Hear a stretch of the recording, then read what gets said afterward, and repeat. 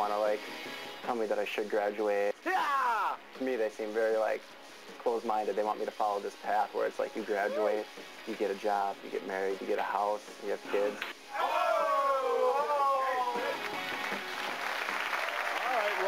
Talking to Johnny. He's 30 years old, and he's still a college student, has been for 13 years. And he says he still doesn't feel like graduating.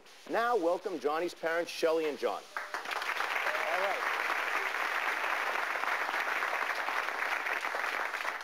It's your boy.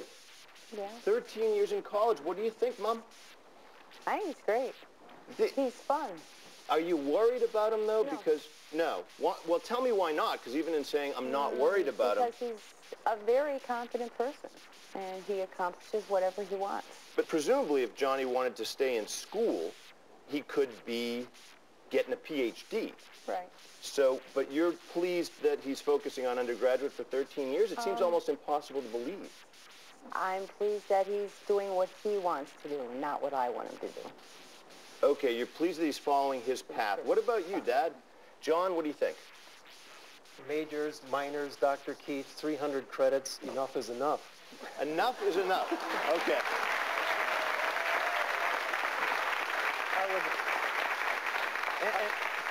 I would want to say the boy needs to graduate, but he's not a boy anymore. He's a man now. Well, well, he is in a way. I mean, he's a man. He has relationships with women. You have good friends, but you're saying something's wrong. Well, you know, he started off normally, graduating from high school, going into his first year. He wasn't in nursery college. school for 6 years or anything. No. He moved right along. Never had a problem in school, and moved into college in 1 year, 2 years, 3 years, 4 years. I'm proud of him. He's doing everything a father could dream about. 5 years, yeah, it's getting a little tougher to graduate. Now you got to go 5 years, and then, 6 years. Oh yeah, it's getting tougher. Okay, 7 years, I'm concerned, and I'm thinking something's not right here, and I've got to talk to him. So we talk, and I encourage Johnny to graduate. I offer him a car if he would graduate, and do all the fatherly things to get him moving on into life. And by golly, Dr. Keith, you know, 8 years came by. It's a long time. It's a long time. And then 9 years. And I would say I did everything I could as a father to push him along. But come 12 years, 13 years, I'm done now. All right, well, okay, you're done now. Yeah. But you're still here and you're smiling. It's not like you're not enraged with your boy. I'm not, and I can tell you why. As you said, what's Johnny going to put on his resume that he's been in college for 13 years? An employer would look at that and say, this guy's not motivated. But you know what? Doing 13 years of college, I think he's highly driven, highly competitive, and highly motivated.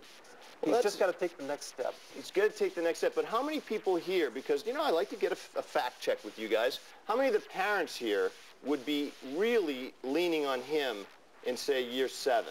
I mean, I think... And the only reason I say that is I understand you're happy. I get that. It's not like I would drag you into psychotherapy against your will, and you've come here of your own accord, right? Yeah, definitely. Exactly. But the question is, can you come up, any of you, with a reason why Johnny would be happier at college than anywhere else? He wasn't unhappy as a boy, was he? No, he wasn't unhappy. I don't know where he'd be happier. Well, I'll tell you, I am very happy where I am, what I'm doing. I'm still not sure what I'm going to end up doing next year. But, you know, I think a lot of the parents that were saying, you know, I'd really be on him. I think something to take into consideration is, you know, my parents did help me out. They helped me out my first year of college. Ever since then, I've paid as I've gone along. And it's getting more expensive, right? So you're paying your own way. And they came up with a rule called Johnny's Rule. Well, it's been labeled many different things. Yeah, the Johnny Lechner law, the state of Wisconsin, they passed some legislature. Basically, if you have enough credits to graduate and you choose not to, and I think I was the only one, and I still am the only one, you know, affected by this. But, you know, even if they were going to charge me, you know, 3 times the tuition, I would still want to pay. The law is that if you have enough credits to graduate and you choose not to, you pay double. Yes. So you're paying double tuition. He pays twice as much to go to college. And it's that Okay, and he's happy to do it. He says he paid triple. But that brings up a good point. As parents, we try to push our children along and steer them in the right direction. But somewhere along the line, I felt the system let me down here, too. What responsibility does the university have in pushing my son through? I'd like to bring up a letter that I received. It was just this last spring. It was from the University of Wisconsin-Whitewater, and it was sent to John Lechner, certified registered mail.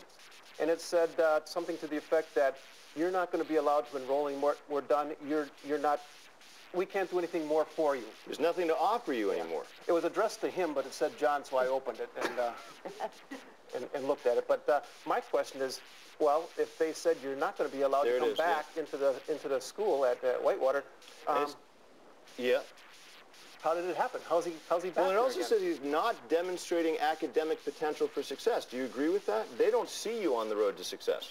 Well, and it's really all in the way you want to define it. I mean, when I do eventually graduate, and I will graduate, I'm not going to just keep going forever. When I do graduate, I'm going to graduate as the most educated undergraduate who has ever gone through any undergraduate system in the world. You know, I am battling this kind of, stigma where people are thinking this is a negative thing, but it's not. It's so positive.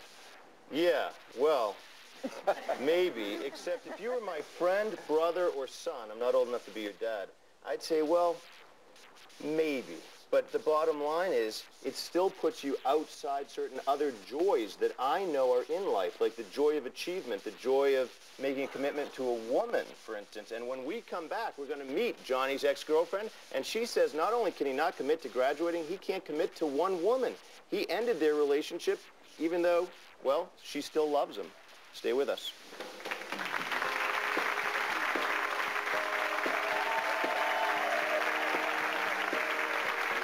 Coming up, protégés of a 30-year-old college student grateful to their role model for changing their lives. He pushed me towards this whole life-changing experience. He's just a living legend. I mean, he's a living legend. And later, Johnny's ex-girlfriend reveals how she was blinded by his charming ways. He didn't tell me clearly that we weren't going to be boyfriend and girlfriend at first. I have this fear of commitment. I've been pretty honest about that.